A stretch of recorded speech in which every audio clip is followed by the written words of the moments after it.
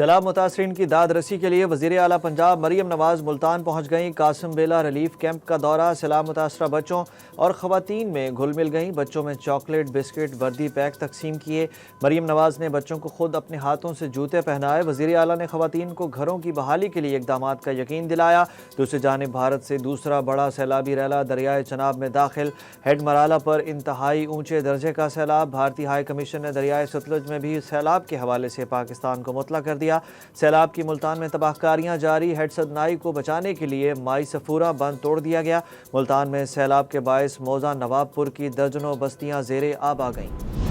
سیلابی ریلے کا بہاؤ اندازے سے بتا رہے ہیں۔ ملتان کے مقام پر دریاؤں میں پانی کا کیوسک جانچنے کا گیج نہ ہونے کا انکشاف۔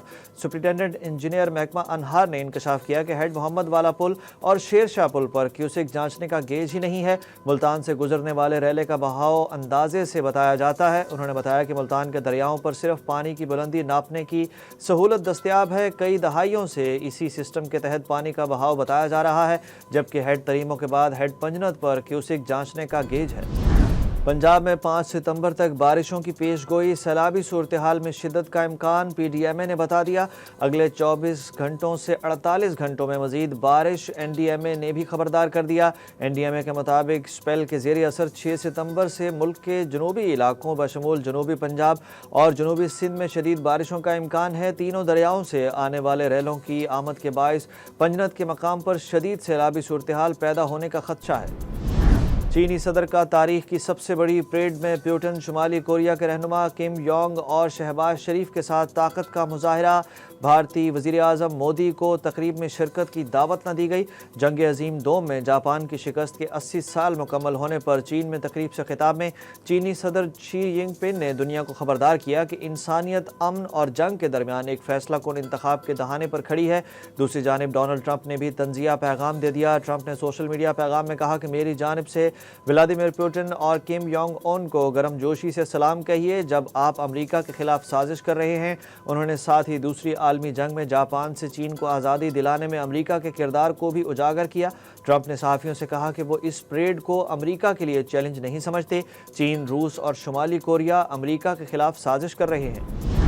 ملک میں تسلسل کا فیصلہ ہو گیا، رانا ثناءاللہ نے بڑا بیان دے دیا۔ وزیر اعظم کے مشیر رانا ثناءاللہ نے کہا کہ مری میں نون لیگی قیادت کے اہم اجلاس میں تسلسل کا فیصلہ ہو گیا۔ تسلسل 5 برس کے لیے ہوگا یا 10 سال کے لیے، جو بھی ہوگا آئین کے مطابق ہوگا۔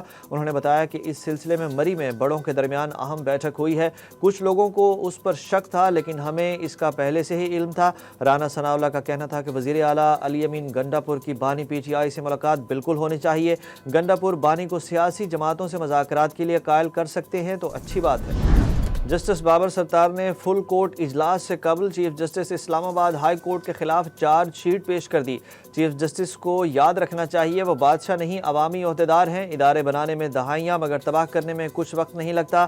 جج جسٹس بابر ستار اور جسٹس سردار اعجاز اسحاق نے چیف جسٹس ہائی کورٹ سرفراز ڈوگر کو خط لکھ دیا۔ جسٹس بابر ستار نے اپنے 4 صفحات پر مشتمل خط میں لکھا کہ کیا اسلام آباد ہائی کورٹ کے ججز سمجھتے ہیں کہ وہ اپنی آئینی ذمہ داری پوری کر رہے ہیں؟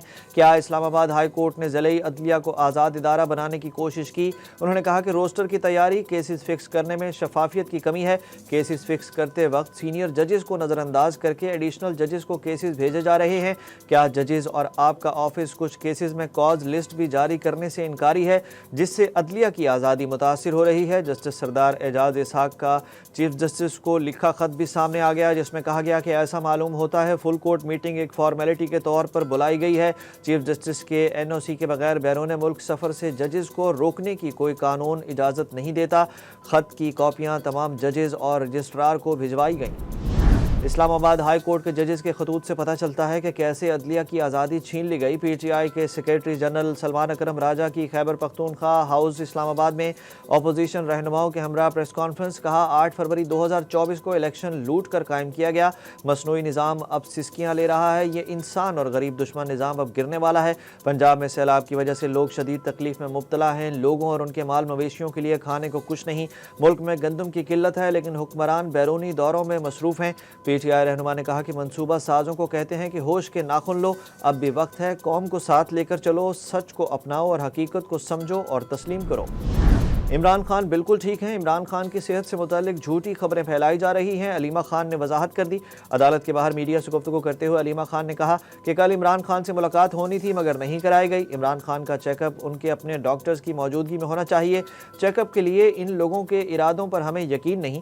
عظمہ خان نے عمران خان کی صحت کے لیے پوچھا کیونکہ وہ خود ڈاکٹر ہیں۔ دوسری جانب سابق وزیر اعظم کی صحت سے متعلق میڈیکل رپورٹ ATC راولپنڈی میں پیش کر دی گئی۔ میڈیکل رپورٹ میں بتایا گیا کہ عمران خان کو دانتوں کی حساسیت اور کانوں میں گونج کا سامنا ہے۔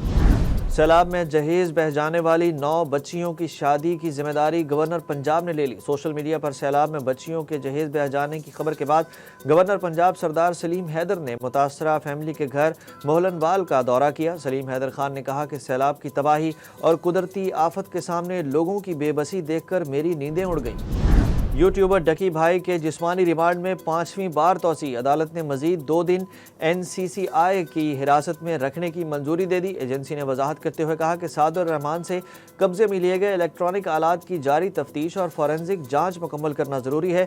ڈکی بھائی نے اپنے وکیل کے ذریعے عدالت کو بتایا کہ وہ چاہتے ہیں کہ ایجنسی اپنی تحقیقات مکمل کرے اور ریمانڈ میں توسیع پر انہیں کوئی اعتراض نہیں ہے۔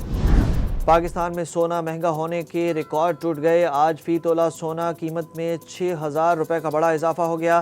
آل پاکستان صرافہ جیمز اینڈ جیولرز ایسوسی ایشن کے مطابق مقامی مارکیٹ میں فی تولہ سونے کی قیمت میں 6,000 روپے کے اضافے کے بعد 3,76,700 روپے قیمت ہو گئی۔ سونے کی عالمی قیمت $60 بڑھ کر $3,540 فی اونس ہو گئی۔ ICC نے T20 اور ون ڈے پلیئرز کی رینکنگ جاری کر دی۔ قومی ون ڈے ٹیم کے کپتان محمد رضوان اور سابق کپتان بابر اعظم کی T20 رینکنگ میں مزید تنزلی ہو گئی۔ ون ڈے میں زمبابوے کے سکندر رضا نمبر 1 آل راؤنڈر بن گئے۔ بیٹرز میں بھارت کے شبمن گل اور بولرز میں کشو مہاراج ٹاپ پوزیشن پر ہیں۔ T20 رینکنگ میں بابر اعظم کی 3 درجے اور محمد رضوان کی 2 درجے تنزلی ہوئی۔ تنزلی کے بعد بابر 21ویں اور محمد رضوان 22ویں نمبر پر موجود ہیں۔ T20 بولرز کی رینکنگ میں نیوزی لینڈ کے جیکب ڈفی کی پہلی پوزیشن برقرار۔ ٹاپ 10 میں پاکستان کا کوئی بولر نہیں ہے۔